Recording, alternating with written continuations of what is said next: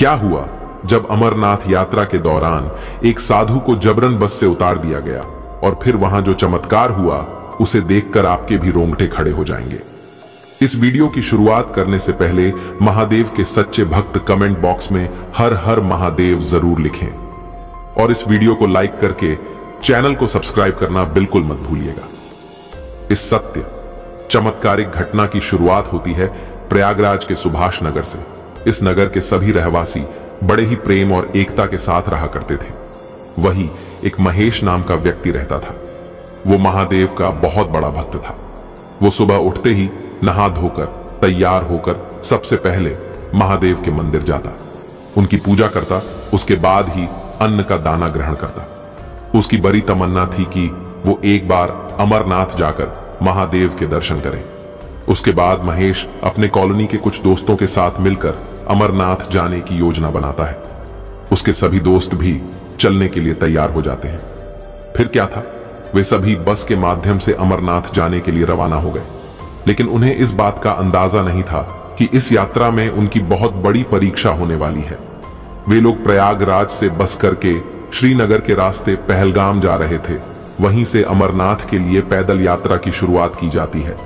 लेकिन जब उन्होंने आधा रास्ता पार कर लिया था तब वह एक ढाबे पे खाना खाने के लिए रुके और तभी वहां अनजान साधु आकर उनकी बस में बैठ गए। वे बस के कोने में बैठकर ध्यान अवस्था में लीन हो गए, लेकिन उनके ऊपर किसी की नजर नहीं पड़ी। बस आगे की ओर रवाना हो गई। कुछ ही देर बाद बस कंडक्टर ने देख लिया और उनकी ध्यान अवस्था तोड़ उनसे पूछा कि आखिर तुम कौन हो और इस बस में क्यों चढ़े। उन साधु महाराज का कहना था कि मैं भी बाबा अमरनाथ के दर्शन करना चाहता हूं। क्योंकि उन साधु महाराज के पास पैसे नहीं थे तो उस बस कंडक्टर ने उसी समय उन्हें जलील करके बस से बाहर निकाल दिया। साधु महाराज बाहर जाकर पुनः ध्यान अवस्था में बैठ गए और बस फिर आगे बढ़ गई। लेकिन उन सभी यात्रियों को अंदाजा नहीं था कि उन साधु महाराज का अपमान उन्हें बहुत भारी पड़ने वाला था। जब आगे बस 10 किलोमीटर का सफर तय किया तो अचानक से बस का टायर पंचर हो गया। जंगली इलाका था, बहुत ही मुश्किल से बस का पंचर बनाया गया और फिर पुनः आगे की ओर रवाना हुई। लेकिन 10 किलोमीटर बाद पुनः फिर से टायर पंचर हो गया, जिसके बाद फिर से पंचर बनाया गया। लेकिन यह सिलसिला नहीं रुक रहा था। पंचर बनाया जाता और थोड़ी देर बस चलने के बाद पुनः पंचर हो जाती। देखते ही देखते पूरी रात निकल गई, लेकिन अभी तक श्रीनगर का आधा रास्ता भी पार नहीं हुआ था। अब महेश के मन में चिंता सताने लगी थी। अगर ऐसा ही चलता रहा तो हम श्रीनगर कब पहुंचेंगे। तभी उस बस कंडक्टर को अपनी गलती का एहसास हुआ। उसे समझ में आ गया कि ये जो कुछ भी हो रहा है यह उन साधु महाराज के अपमान का ही नतीजा है।